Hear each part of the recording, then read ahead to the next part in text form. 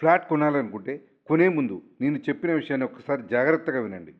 ఇప్పుడు కొత్తగా నిర్మిస్తున్న అపార్ట్మెంట్లలో మోడర్న్ ఫెసిలిటీస్ ఇవ్వాలనే ఆలోచనతో దేశంలోని అన్ని ప్రముఖ నగరాల్లో carpet area, super built up area మధ్య అంతరాన్ని 40% వరకు పెంచేస్తున్నారు.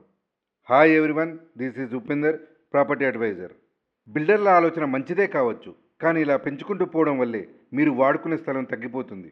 అసలు విషయం ఏంటంటే, కార్పెట్ ఏరియా మరియు సూపర్ బిల్డప్ ఏరియా మధ్య ఉన్న డిఫరెన్స్నే లోడింగ్ ఫ్యాక్టర్ అంటారు.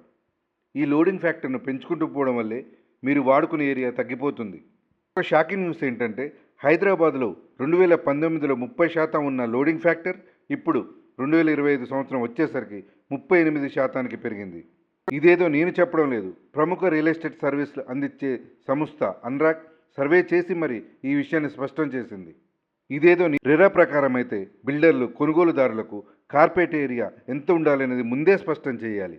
కానీ లోడింగ్ ఫ్యాక్టర్ ఎంతవరకు ఉండాలనే నిబంధన అయితే ఇప్పటి వరకు లేదు. దీనిపై రెరా కూడా దృష్టి పెడితే వినియోగదారులకు హెల్ప్ అవుతుంది.